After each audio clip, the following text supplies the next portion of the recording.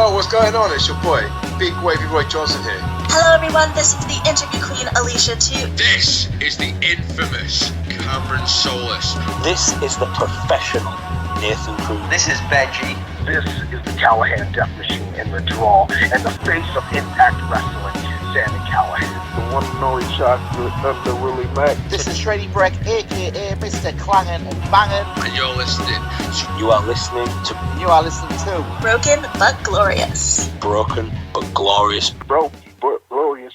Hey, yeah. Hello and welcome to Broken but Glorious on bbgwrestling.com. I'm Chris Lappin. I'm delighted to be joined on the line by former boxer turned wrestler RP Davies. How are you doing this evening? Hello, Chris. How are you, mate? I'm really well, thank you. Yeah. A bit chesty today. I don't know if it's the weather or something, but Yeah. It's that time. It's that time of the year. I'm a bit breathy. Yeah. The only problem is, with this time of the year, everyone thinks it's the dreaded COVID now, so you've got to be careful. You've got to be careful. Yeah, definitely. Well, I'm back working from home full time now, so. Oh, there you go. Playing it safe, Chris. I like it. Yeah, it saves me a 2-hour journey a day. So. That's it. That's it, mate. Get out of bed at 8:30, turn my computer on, work. And get up. It's fun. So, how you been surviving lockdown? Yeah. I mean, I'm fine, mate. It's been fine. It's been great to spend time with my family, my partner, and my daughter. But like everybody, mate, it's been frustrating as well. And you know, it's not been an easy time, I don't think, for anybody in the country. No. I can't moan, mate. I can't moan because, you know, in a lot of ways I've had it good with the girls being with me. But yeah, it's been a frustrating year, a very strange, probably the strangest year of my life, to be honest. Yeah, well, it was very strange when having six months of the kids being here and then suddenly having the house to myself. Yeah. It's been like, Yeah. It was. Freedom. So I do have to admit that I know little to nothing about boxing. The last match I watched was David Hay versus the Big Russian of many years ago. So, Yeah. So as you mentioned, you're a boxer in the middleweight division. I started boxing at welterweight. I was a welterweight. All right. Yeah. Well, that's around 11 stone ish. Yeah, and I boxed around welterweight, and then I varied really. I went through the light middleweight division and the middleweight division, but I was always around them weights when I boxed, and I boxed for 10 years. So yeah, it was a good time in my life. Yeah, cause I looked on a website and it said you're 5'1". I said, yeah. I'll be 5'1" and all. I'm definitely not 5'1". I'm 5'10". I'm 5'10". So definitely a typo. But it was a typo. It was a typo I was happy with, to be fair. When they put me on box rec at 5'1", I thought, well, everyone's going to be practicing to fight me punching downwards. So let them train. The fact the smallest man on planet Earth. But no. I used that one to my advantage. When I rocked up at 5'10", that shocked them. Yeah. Yeah, so you have a 12-1 record, a 9-match winning streak. So why did you step away from the ring? Well, what it was is I actually had 22 fights in my career. I had 9 unlicensed boxing matches. I won all them, and then I turned professional, and I had 13 pro fights, and I won 12 of them. And I picked up a couple of titles along the way, and things were going very well. But like you say, when I retired, I was on a 9-fight winning streak, and I just won a title, so things were looking good. But all it was is every year you get a boxing medical. I got my medical back, and there'd been a change on my brain scan. Now I know. It obviously sounds much worse than it is. It's very common within boxing for these things to happen, and they kind of give you like a 3 strikes and you're out rule. So if there's more than 1 or 2 changes, then obviously they'd start looking into it. But the problem I had is I was a couple of weeks away when I found this news out from having my daughter Bo, and it was just really weird situation, because I'd dedicated a decade of my life to this sport, and I loved it with all my heart. And all the way that I was before, and I can't it because I didn't want to. It's the first time I'd ever really thought about the risks of boxing because when it was only about me, I wasn't bothered. But I was so excited to be a dad, and I was so excited to meet my daughter. I think it just kind of brought home my own mortality a little bit, and yeah, I decided with obviously a lot of talk from my family and I had my partner and my dad who was my coach. We decided to step away, before anything bad could happen, if you know what I mean. Yeah, definitely. That's a similar thing. Well, I was in boxing, but I said when my first child was born, Al Joel, I said, you can't change my life because I was basically a drunk when I was in my early 20s. But I understand where you're coming from, though, man, because kids do change you. Kids do change. Definitely. Now I see that I'd been quite selfish in my life up until that point because it had always been about me, and I'd always thought about my goals and my dreams and where I want to go. And all of a sudden, it's just not about you anymore. It was a very hard decision. It was something that I did battle with quite a lot, but I in no way regret it because I had a very, very good career, and it's brought a lot of good things into my life, my career. It brought me my own boxing gym that I now run as a business alongside my dad. It's given me so many opportunities in various different businesses, but obviously it did bring wrestling into my life as well. And so, I can't deny that I do not regret 1 second in boxing, but I also don't regret the decision to step away from it either. So what did you learn from that one defeat to then go on like a 9-match win streak? Well, obviously, most people make excuses when they lose a fight, mate. And I won't do that because, in all fairness, on that particular night, I did get beat fair and square. Now, what it was is I was boxing at a weight that was too low for me. I'd got myself down to 10.5 stone for that fight, and I'm not bodily. I shouldn't be down there. I shouldn't have got down to that weight, but I did get down to that weight because I believed I'd be strong at it. And obviously, when I got down there, I found that I wasn't strong at it. I was actually quite weak at it. But again, that doesn't make excuses. That version of me that showed up that night got beat fair and square. And it hurt at the time, but at the same time, it was a great lesson because I learned to obviously feed my body in the right way, maybe train smarter, and not as incessantly as I was, and really find a new route, and that's what I did. I went down the super welterweight route and the middleweight route, and I'm happy to say I never lost again. And to be fair, I very rarely lost a round after that. Oh wow! I very rarely lost a round, but that's not an arrogant statement. It was just I boxed very well when I got to the right weight.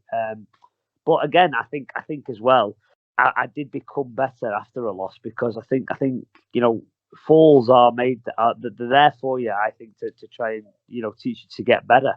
Oh, my daughter's just, if you can hear her squeaking in the background, my daughter's That's fine. she's run off now. She's sick of me talking. She's gone away. I'm a massive believer that the loss was definitely a defining moment for me because it made me really focus on what I want to do, and it worked, and I went on this really, really good run. And 1 second. 1 second. Well, just grab that. Sorry, Chris. That's all right. There you go. Double duty, podcasting and fathering at the same time. Yeah. a tough struggle, but no. Like I say, it definitely defined me. It made me the fighter I was, and I learned a lot from that loss, and I learned a lot about my own body. And I'm happy to say that's why I believe after maybe a lot of people ripped me off as well. So I think that was a good influence because I got written off so much after losing that it kind of really incentivized me to really put my foot to the pedal and make a statement. And I think I did. But I heard that you used to come out to the wrestling games. Yeah, well, this is where the wrestling. I mean, I've been a lifelong wrestler. I've always been a wrestler. Like on my earliest times, like watching Ultimate Warrior and Hulk Hogan WrestleMania as a sort of kid. And you know, I always and I'm a big, you know, all over boxing. I'm a giant nerd. I love superheroes, comics, stuff like that. And wrestling to me was always kind of come to life, goodies versus baddies, and you know, these larger than life characters, fighting live, be a cartoon. So I was always a massive fan, and that kind of background, like even when I was boxing, I always watched in that door, going up and the attitude era and stuff like that. And my little nod to all my friends, my little nod to the wrestling, when I came out to the ring, in my boxing matches, I always come out to different wrestlers' theme tune, and it was more of like a knowing nod to my friends, obviously. Because the boxing fans didn't quite get it, but my mates all had a good laugh going, oh god, it's coming down to, Triple H's Steve tune, King of Kings or something like that. So it was good. But weirdly, this is how it all came about, because when I'd retired and I'd let a year out of competitive boxing, and I'd let myself go a little bit. I was living life to the full as a dad. I was all about Disney films and ice cream,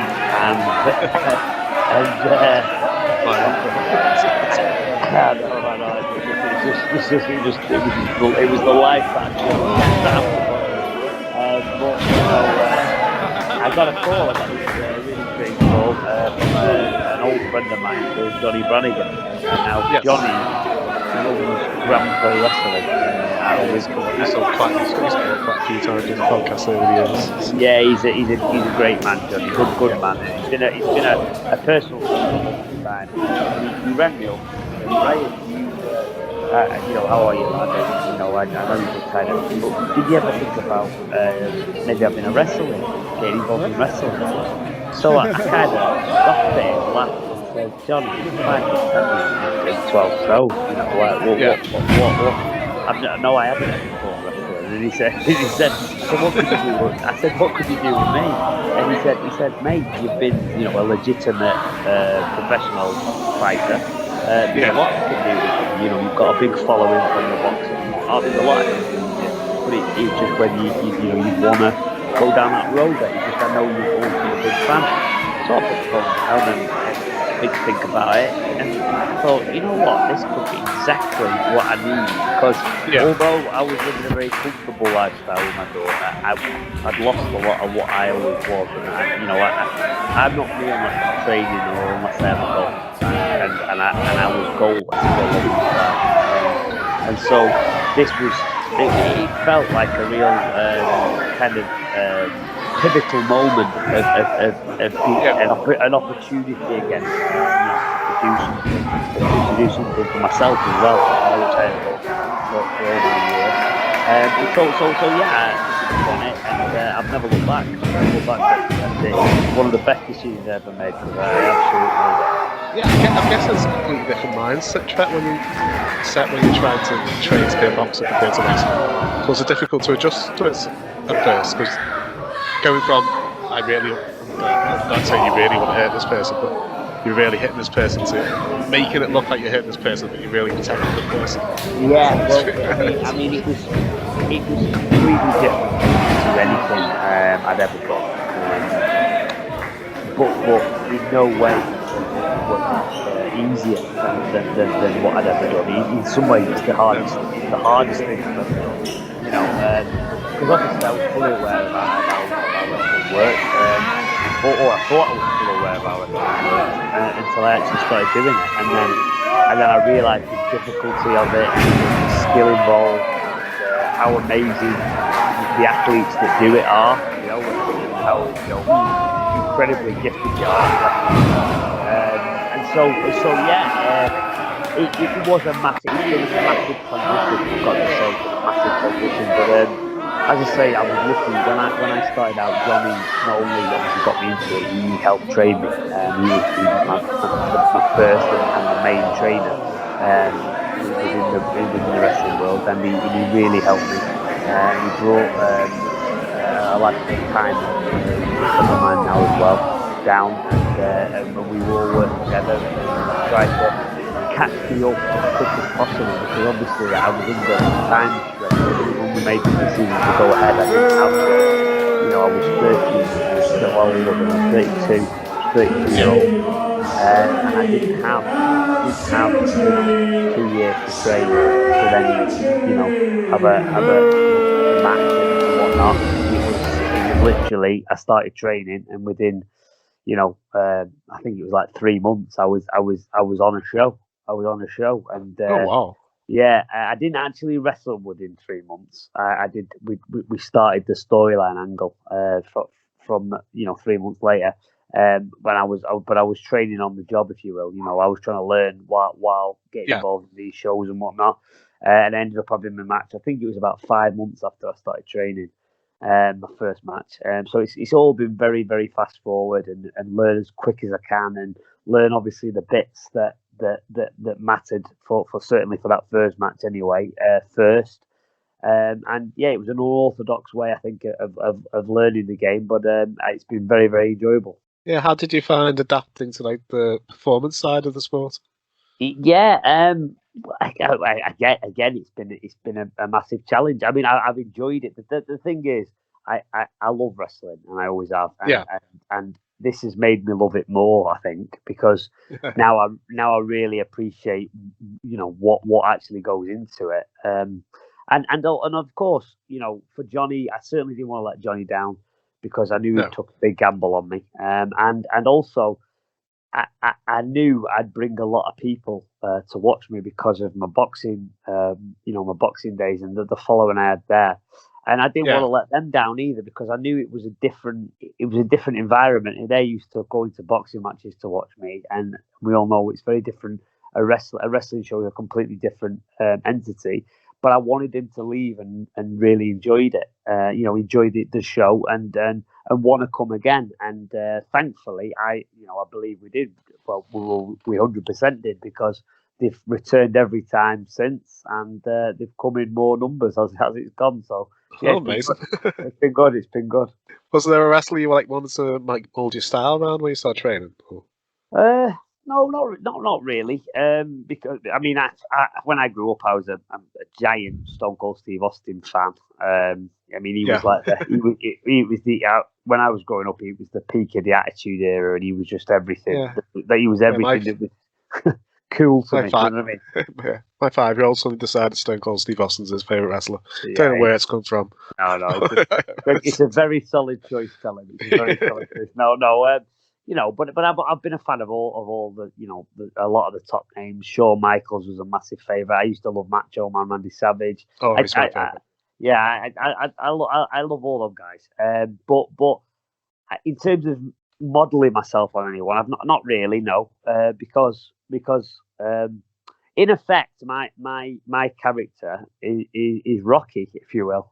Yeah. It sounds stupid, but that is kind of my whole angle, really, is this kind of Rocky versus Thunderlips thing, and that's kind of the idea behind it. I think that's probably deep down, although he's never said that. I would imagine that's where Johnny probably first got the idea of bringing me into wrestling. Yeah. And we've just tried to evolve from there, because obviously there's only so long you can play the boxer for until it starts to become stale. So we have to start showing adaptations and improvements to that. Obviously, I was a professional boxer, but I am now learning the trade as a wrestler, and I'm learning new skills and developing into a professional wrestler. Yeah, because I guess you can start off as a naive boxer, and then move into a MMA style, and then that's more of a completist. Well, we're wrestler. about a year. Yeah, well, Chris, we're about a year in now, and I think that's where we're getting. I think that if I'm being honest, obviously in no way, I'll finish the article, and that character-wise or in reality. I'm part of the finished article yet, but I'm learning every day. I'm really, I do dedicate myself to it. I dedicate myself to it just as much as I did my boxing, if not more, because it's harder for me than boxing. Boxing makes it a little bit more naturally for me than this does. So I have to really focus to achieve what I want to achieve. But yeah, like I say, I want to develop, and I want to be a name certainly on the British scene and the promotions that I work for, that people know and are happy to pay money. So take us back to your first show. How did that angle start, and then move into talk about the first match? The way we did it was we did the classic. I was in the crowd, started from the crowd, fans watching the show, and there was a group within grandpro wrestling called the Badlands. Nicky Barnes, Big Joe. So they came out looking for a fight from anyone in the audience. They found me. And it all stemmed from there. We had a big kick-off and it kind of developed over a couple of shows with kind of runnings and face-offs and a few promos and stuff like that. And then we eventually had the kind of the payoff, which was the big match, me versus Mickey Barnes in the GPW. And it was a big match. It was a big match, and we sold the place out. We sold the Monaco ballroom out for it. Thankfully, so many of my brilliant supporters came to watch and cheered all the way through it. And I'm very proud of it. I'm still very proud of it now. I mean, obviously, when I look back at it now, I see how such a starting phase I was at. Yes. But for a first match, I think not to pat myself on the back. I think it definitely stands up and holds up. Was that the clip of you doing the sweet elbow drop you showed me? No, that was the rematch. I had to bring something more in the rematch to try and outdo myself. Yeah, that was the rematch. Yeah, which was also very, very good. Which we did like a lumberjack match as well. Brilliant. Yeah, that was the finish. But like the elbow drop, that was an idea me and Johnny came up with as a finishing move, purely because obviously I was a Macho Man fan, but also we tried to realistically think of a move that a boxer would use in a wrestling match. A boxer who is new to wrestling. And the first idea that came into my head is the elbow drop, because it's the first move you learn as a kid, isn't it? When you jump off a bunk bed or something and land on someone. Do you know what I mean? And so, whether you're a wrestling fan or you're not a wrestling fan, everybody knows what an elbow drop is. And so, like I said, that's where that idea came from, and it's organically kind of developed my character anyway, because these little things like this is what has turned me from this guy who was just a guy in the crowd who used to box to a guy who is taking up professional wrestling and is trying to climb the ladder within them ranks. Yeah, so I'm guessing that you've had all this time off, have you? Through COVID, obviously. I'm guessing it's given you time to like pick out things you thought worked and what things that didn't work, and maybe definitely little tweaks to your character. 100%. I mean, obviously COVID come at a terrible time for me because I was just starting to get on a bit of a roll. I'd done. I think it was 6 or 7 shows, and I'd actually main evented 2 of them in my first year, which was really, really great. But again, that wasn't down to talent. It was down to we brought so many people to the show. There was no really other choice because they'd come to watch. They'd come to watch and whatnot. And so I had to deliver there, and I think we did in the main events. I think they went over really well, and I've got to know quite a lot of the wrestling fans now, and they're all lovely, and they've got behind me as well. So I'm very happy about that. That's one of my most proud things, because obviously I always expected my people to kind of cheer for me, but the the acid test is whether I could convince the hardcore wrestling fans whether I was any good, kind of thing. So I'm thankful to say that a lot of them have grown to like me, and obviously know that I'm still at an early stage in my career, but I think they appreciate the effort I've put in to try and catch up as quick as I can, and put in performances that they're happy with. Yeah, I think that's one of the best thing about the British crowds. They see that you're trying your hardest and you're putting the effort in. They'll cheer you. Well, or they'll boo you. Whatever they want you want them to do, they'll respond exactly. in the right way. No, that's it. And I think I'm not just saying it just because we're on a podcast. I genuinely give everything I've got to it now. I really do want to be as good as I can at it, and I respect it. And I respect all the wrestlers who are already involved in it even more than I ever done, because now I know what it takes. What the sort of effort you need to put in to be good at this, and so I have given it my full effort, and I will continue to give it my full effort, and I just want to kind of see where I can get, if you know what I mean. Yeah, I don't think you could have had a better 3 heels to go against than Big Joe, Drill, and Mickey Barnes, because Joe's this mouthy little guy who thinks he's the best and calls everybody dweebs. Yeah, brilliant. They all are. They were brilliant. They were brilliant villains to me coming in, and they certainly got me into the game and really helped me kind of establish myself to that crowd. Hey up, it's Leon Gray and Ryan Thorne.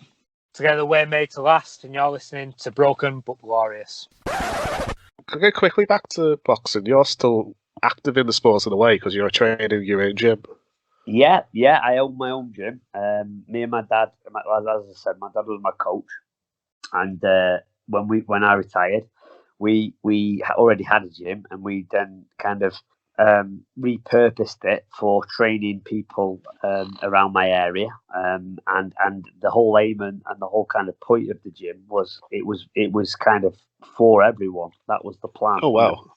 It wasn't I didn't want it to be a typical boxing gym where I'm just trying to get guys in who can really fight and turn them over to big boxers and make money off them. I love the sport of boxing, and I always have, and I wanted for people to kind of be able to have a part of it for themselves as well. No matter what walk of life you come from. So if you're a really good fighter, great, you've got a spot in the gym. But if you're not a great fighter, or you're not particularly athletic, or you're slightly overweight, or whatever, it didn't really matter to me, because for me, boxing can be enjoyed at any level. Yes. As long as the people taking care of the classes know what they're doing, they can make it enjoyable for any level. It's not about just throwing people in the ring and getting them beat up. There's nothing fun about that. There's a million things that you can do from boxing, and so we've really focused on that, and we've really focused on kind of kids classes and women's classes, and made it variety and made it accessible for all, and that's helped obviously as well. If I'm being honest, my wrestling has helped that, because a lot of kids now come to the boxing because they've watched me wrestling and whatnot, and amazing. One of the things. So it has helped that, and then the good news of that is then that's why so many kids come to watch me wrestle now as well, because they obviously come to the gym and they want to see me wrestle, and that's a big part of it for me as well. Now I'm at the stage in my life, like I say, I've got a young daughter, but I'm happy. I'm happy to try and be a role model to these kids, and someone that they can kind of escape. When they go to a show, they can escape to for an hour or two from and actually see. And that's what I love about wrestling. That is what I love about wrestling, because realistically, there's a lot of very good moral stories told within wrestling. About good versus, just like comics. Good versus bad, and hopefully, we try and tell a compelling story that resonates with the kids and makes them get behind the good guy, if you know what I mean. Yeah, because if the bad guy wins in the end, you're not writing the story right. Yeah, which happens a lot. It seems to happen a lot in WWE. Yeah, He just seemed to get bored of a story. Yeah, like, well, isn't he going to get his revenge? So where can people find out information about the gym? You can. Oh, any of my social media pages, I'm always talking about the gym. It's called Davies Boxing Gym in Blackpool. You can find us on Google. And like I say, we're a gym. If you're ever in the area and you want to try us out, you're more than welcome to. And hopefully you'll have a good time with us. How was the new COVID rules coming in? Because you're at Lancashire. Well, this is the amazing thing. We got put on tier 3. We got put on tier 3 just after Liverpool. But when we got put on tier 3, we obviously I was very worried that would mean that we'd shut down like Liverpool. But amazingly, we were allowed to stay open. Gyms in Lancashire are allowed to stay open, even though we're on tier 3, which, to be honest, is mind-boggling.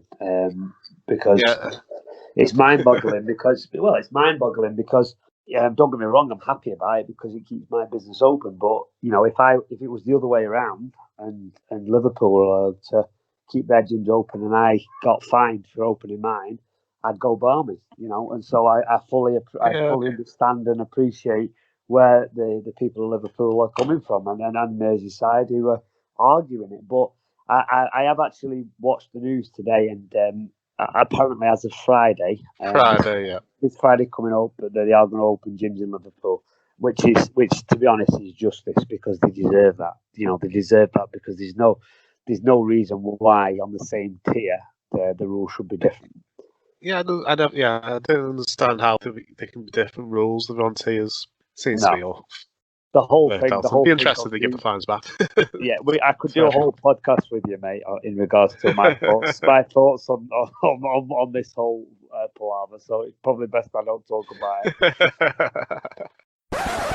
Hi, this is Tonga, and you're listening to Broken for Glorious. So this will be my last question, but it's a biggie. So I'll just okay. So if you were a promoter for a day promoting a show, using wrestlers you've ever worked with or trained with, people who are associated to you in some way, if I give you a match type, you tell me who would be in that match. Right, okay. So who would be in your opening contest to get the crowd excited? All right, okay. All right, you put me on the spot here. I never think here.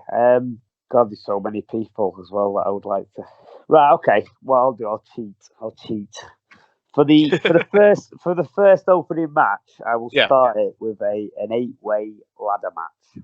Yes. An 8-way ladder match. We'll do like a Money in the Bank scenario here and start off big. We'll start big. And guys who I've worked with or even if I haven't worked with them, I've trained alongside them and I've got to know them through the shows. Yes. Anyone who's associated to you in some way. Yeah, of course. I'd probably go with kind of youth in this match and really show the amazing talent that is out there on the British scene and that are coming through. There's a lad that wrestles for grandpro wrestling called Jimmy Jackson who is excellent, an excellent performer, very acrobatic, great athlete, and has also been very helpful to me backstage and whatnot, and become a friend really, and then try to offer me as much advice as possible. So I'd put him in there. Tom Felwell. Yes. Tom Felwell. Yeah, I'm sure you've heard of Tom.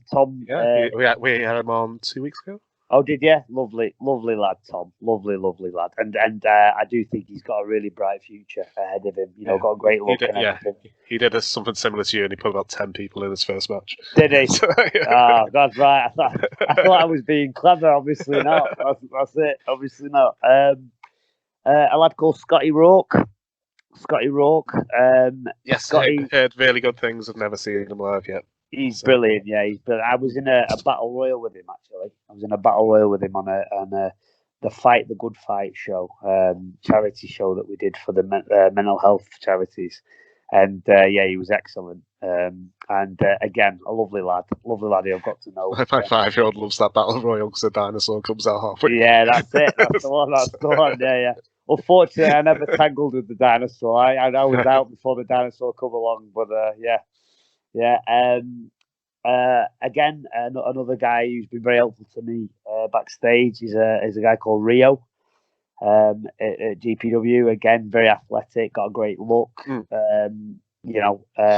Very, very, very, very good physique and whatnot like that, and a lovely lad who's got loads of talent. Who else would I put in there? Still got a few. Chase Alexander Yes. from GPW, who I think is just a brilliant character. I think he's a brilliant character wrestler. I like the whole thing. He comes out with his martini glass and his fur coat. I hope he's still doing the same character-ish when he's 30. I think I it's hope a character you can grow into. I hope so. It's excellent. It's brilliant. Yeah, it's really, really good. And again, a brilliant wrestler. I've trained alongside Chase down at Fighting Spirit a couple of times, and he's brilliant. He's younger than I thought, wasn't he? Just 18 or 19, that young. I don't know how old he is. I don't know how old he is, but I try not to ask the names because it makes me feel very old. It makes me feel really old when I find out all the older are. So no, everyone's young to me. I call everyone kid. It's the safest bet. Who else would I have? Another young lad from GPW called Jack Griffiths. Yes. Yeah, excellent. Another really. Again, these kids who I'm talking about now, and when I say kids, I mean that with respect. They're so athletic. That's why I call them kids. Like they're doing things that I couldn't even dream of doing. Doing like double backflips and falling all over the place and jumping all over the place, and they're 100 mile an hour. And Jack definitely fits that bill. And I've never seen him live. I've seen him on the Britannia Wrestling YouTube channel. He had a great match with. The name of the champion, but he was their Alpha Gen champion as well, which they're like the he's a very huge good division type thing. He's amazing. He's very good, and again a lovely kid. These are people who not only do I believe are very talented, have been very, very nice to me backstage, and have not made me feel in any way like I'm, trying to encroach on what they do. They've tried to welcome me in, and they've been great lads. And then I've got two more, haven't I? I've got two more. So to finish off, I'd put they are both young. They are both young, but very, very, very good wrestlers, and obviously quite well known. So I would put Sonny Durson in there. Yes, who is just tremendous, and I would love to do some stuff. I'd love to do some stuff with Sonny one day because, I actually watch a lot of his matches and whatnot when I've been on a show, and the DVD or the stream comes out. I always make myself watch a Sonny match because there's a lot to learn from it. And of course Sandy Beach, who again is excellent. Oh, he's so fun. Yeah, excellent Sandy, and both of them top lads again and very welcoming. But yeah, I mean they're they've established themselves a little bit more, I would say, but very, very good wrestlers, and I think that would be an amazing 8-way ladder match to start. The only problem is how do you top it? How do you top that? Yeah, I know. With Sonny Durst, I think COVID came in just exactly the wrong time for him because he is like winning championships all over the Northwest. Yeah, I know. Yeah. At TNT Ignition, he had a great match with Tyson T-Bone in February, I think. Well, again, that's the good thing about the lads who I'm talking about. I mean, I've put a lot of the youth in there, but we and them boys who I'm talking about there, but we're very lucky to have people like Tyson T-Bone around us, backstage, and these others like off the top of my head, because you blank, don't you, when you start thinking of it? But you've got Tyson T-Bone, you've got Sam Gradwell, you've got you've got Joey Hayes, you've got Dylan Roberts and Ashton Smith and Dylan Roberts. That's who I was trying to think of. Yeah, Dylan Roberts. Yeah, but Dylan's excellent. Dylan's excellent. He's got, he's so experienced, and again, I put him up there with them boys because, they're just very helpful and they try and help you. All of them. And Binman off the top of my head again. Steve Binman, he's another one who really helps. But I think myself, obviously, I mean myself by this, but even the lads who I talked about there, the younger lads, it's very helpful when you're trying to learn a trade or you're trying to get better at something, and you've got guys with that sort of experience around who can kind of offer it and are willing to offer it as well, and try and help you out. So, so who'll be in your comedy match? Comedy match, right? Oh well, I've got to put Big Joe in, haven't I, for a comedy match? Yes. Got to put Big Joe. I mean, again, what a cracking kid. A cracking lad is Joe. He's so fun. Yeah, but away from what a nice bloke he is, so entertaining. I mean, like everyone who comes to all the people who come to watch me, they always talk to me about Joe afterwards. They always talk to me about Joe. He's got that sort of character that even if he's a baddie, people get behind him because he's funny and he's, it just works. The character works, and it kind of it resonates. And he's so good at it. He's so good at what he's doing, and he knows how to work a crowd to his favour and against his favour. So I'd definitely put Big Joe in there. And then who would you wrestle in a comedy match? Well, you think? I had to say that in February this year was the first time I've ever had to cheer Big Joe when we went to TNT English. I've never seen him as a face before. No. His act seems to work both ways, has it? It does work both ways. And even if he's a heel, that's what I mean. You still kind of... You still like him. You like to boo him. He's brilliant at it. Yeah, he's brilliant at it. We all cheer Tiny Joe at him at my local promotion. So. Well, that's actually made me think then what I've just said of the other man. Well, the other man I would put in is Isaiah Quinn. Oh yes, who can do very serious stuff as well. He can do very serious stuff, but I think he's hilarious. I think he's absolutely hilarious, and some of his promotional videos and stuff like that with this guy. His the following series is hilarious. God. He has me howling. And again, he's a brilliant lad in real life. A really, really great lad, and very, very talented and good. Great with his mouth as well. He's great at his speaking and how he puts himself across, and his character work. And I think to be honest, them two together could put on something very, very, very funny. I think. Yeah. Your women's title match. Oh God, women's title match. Okay, yeah. Women's title match. I would put Tonga in there. Yes, Tonga. I've worked a lot of shows with, Tonga's been on, and again, lovely girl, and obviously got a great look for her character. Great at her character, and the more I see, she's on a lot of shows now, and a lot of people are seeing a lot of value in her. And yes, she's very, very good. So I think she will definitely be a name as time goes on, and become a bigger name than she already is. And I would put it. She's lovely. We interviewed her earlier this year. Oh, did you? Yeah, she's a nice girl, Tonga. She's a lovely girl. And then I would put her against Mel Price. Now Mel wrestles at UPW, and she works alongside Chase Alexander sometimes, actually.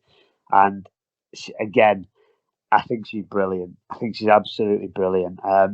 Such a lovely girl, and she's quite experienced. She's been around the scene, I think, for a little while, and again, very helpful to me backstage. Very, very helpful, and tries to give me advice when she can, and just very supportive. But again, in terms of character work, a lot like Chase, just a very, very good at a job at being kind of the person that gets the crowd going and gets them mad at her and stuff like that. And she's funny with it, So yeah, I'd definitely put Mel in there. Oh, that'd be fun. Yeah. I've only ever seen Mel. I've not seen her wrestle yet live. The reason I've thought of it then is I've seen her wrestle Tonga on a GPW show, and it was entertaining. Yeah, it was very entertaining. So yeah, we'll go with that. So at Wrestle Island, my local promotion, they seem to be making Mel and Natalie Wild a team. They came out and did a promo. Yeah, but then we haven't had a show since. So I don't know where the storyline was going to go. Right. I see. Okay, hardcore Extreme Rules style match. Oh God, Cam Solace. Oh, yes. Cam. He just suits hardcore, doesn't he? He looks Oh, hard, he loves it. suits it. Again, top geezer. You Been know, on the show 3 times. got a great look. He's got a great look. You know, and he's one of those characters I think that stands out straight away because of his look and his goggles and the outfit and the hair and all that sort of stuff. You know, and he's a big lad. He's Cam. I don't think people realise until the sub next surprisingly huge. Yeah. He's surprisingly a big lad, and I've seen him do some of the hardcore stuff before, and he's been brilliant at it. And again, I saw him against Drill in a hardcore match. Oh, did in front of about 10 people, and he just resorted to throwing potatoes at each other.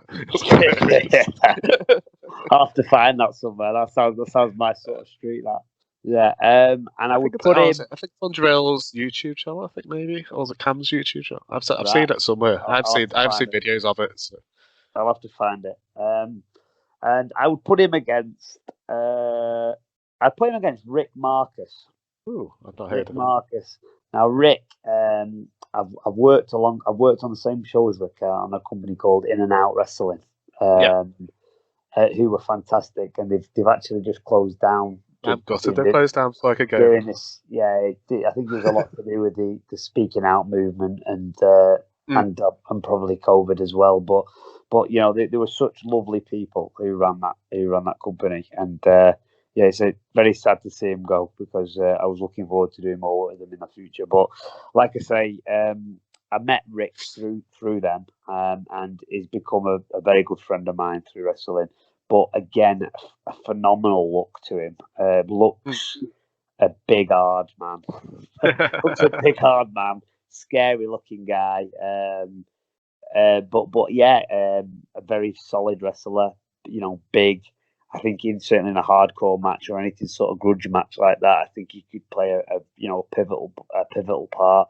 I think Rick would go into any sort of extreme match like that and look the part and be the part. Amazing. How about a tag team title match? Tag team title. Right. Okay. Tag team title. Right. Yeah. R&R. Reese and Rogan. Yes. Reese and Rogan. They look a lot of fun. They are. I mean, again, good boys, top boys again. But I like they look different than other teams that I've seen. Both big lads, you know. They've got like an old school vibe to them, you know, an old school wrestling vibe to them. You know, I think they're believable, very believable as, you know, two real big hard men who want to hurt you. so yeah, I'd definitely put them in there. I think they'll be big names actually on the British scene. Yeah, they look like a proper team as well. Yeah, they are. Yeah, they really are. And I'm a big fan of them. And who would I put them against? Well, I keep putting GPW guys in, but it's because it's who I've worked with the most. So I'll try and mix it up a little bit. I'll try and mix it up. I would put them in. Actually, yes, I know I would put them in. But I'd put them in with Made to Last. Yes. Made to Last. I'd put them in. Great lads. Absolutely top boys. Leo and Andre, both just top, both of them top boys. And I've trained with them again at Fighting Spirit a couple of times. So talented, great look to them. I like the whole.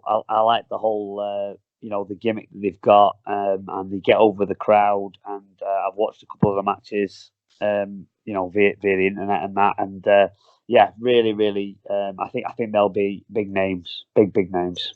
Yeah, I spoke to them a couple of weeks ago, and they're both really fun to talk to. Yeah, they're top lads. They are top lads. Again, and this is what I mean about the rest. Certainly at the minute, there's been a lot of negativity towards it, and sometimes rightly so with things that have been happening. But to offer an alternate spin on it, there are still a lot of good within professional wrestling as well, and them two are, I think, examples of that because. You know, they have no real, certainly no loyalty. There's no loyalty to me because we've never worked together or anything like that. But they've been so nice to me and so welcoming to me to the wrestling world and everything. And you know, I can only hope they do really well because I wish them nothing but the best. Yeah, definitely. Then you've got an intergender match. An intergender match. Right, intergender. Right, well, for the lady, I will go Lana Austin. Yes. Because Lana is one of the best girl wrestlers I've ever seen. Certainly live, anyway. She's brilliant. Also full of experience and very helpful to me. Again, another person who tries to really help me backstage and talk to me and try and put me on the right path.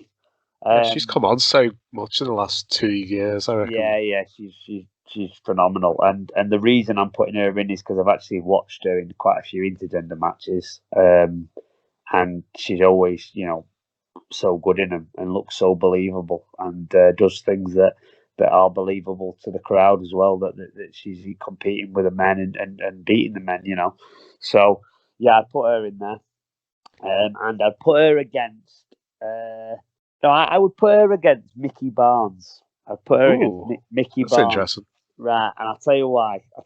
Because Mickey doesn't get the plaudits that he deserves, because he was my first opponent, and was one of my main influences in terms of training when I started out. And Mickey is so talented and just a phenomenally good man, really. But away from that, he's the sort of guy who can do anything. So to be honest, any of the matches you just said, he could do any of them, really. Yes. He could fit a comedy role brilliantly. He could do an extreme role and be believable as a giant scary man. He could do an 8-way ladder match, and he would find a role within it and do very well at it. But I also know how, certainly for my first match, how much I trusted Mickey, because he did everything he could to make sure that, obviously, we put a great show on for the fans, but he did everything he could to make sure I was safe, and I will always respect him for that and appreciate what he did for me.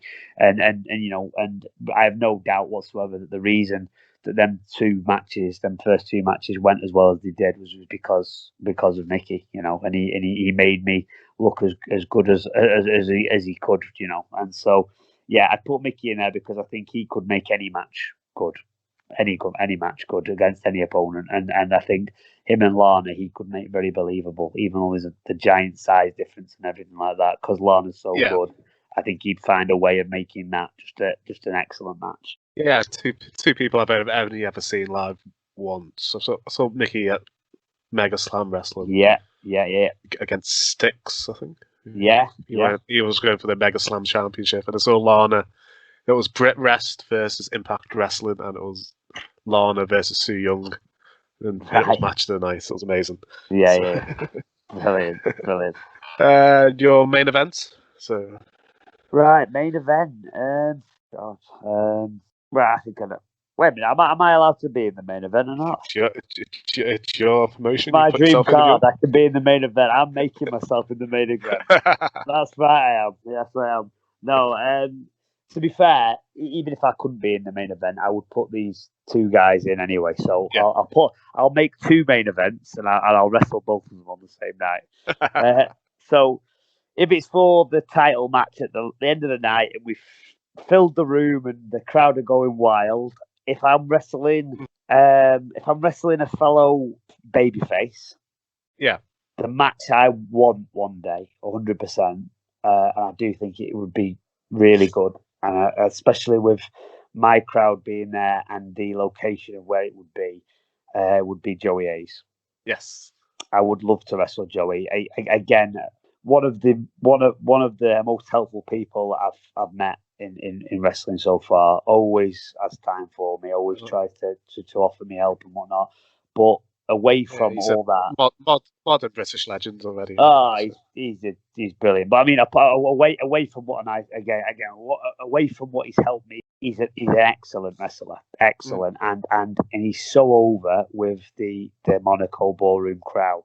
They absolutely love him, and that's not me to speak arrogantly, but in the Monaco, because I bring a lot of people in, I'm very popular there as well. I do think that could be a giant match I do think that could be a really, really big match because it'd be the first time I'd be going against someone who I think would be equally cheered to me. Yes. And you know, again, he's so good that I really do think that could be an excellent babyface versus babyface match. You know, and you know, if they want to put a title on the line, then even better.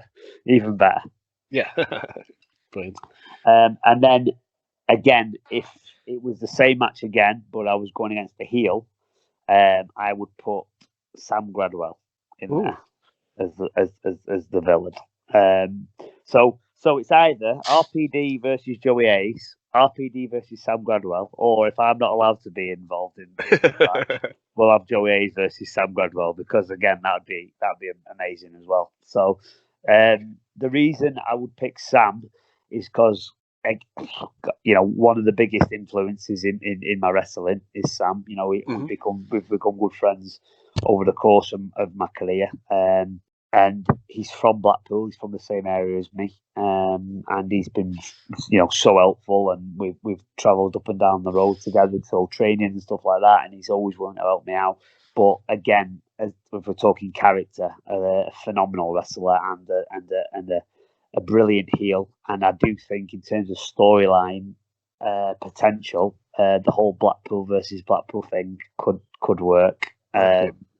Yeah, and the size and you know stature of us both, you know, would work as well because it'd be a bit like Shawn Michaels versus Diesel with the size difference between me and Sam, and so I think we could play a very or Rocky versus Thunderlips. Yeah, that's it. It could quite literally be Rocky versus Thunderlips. Yeah, it could.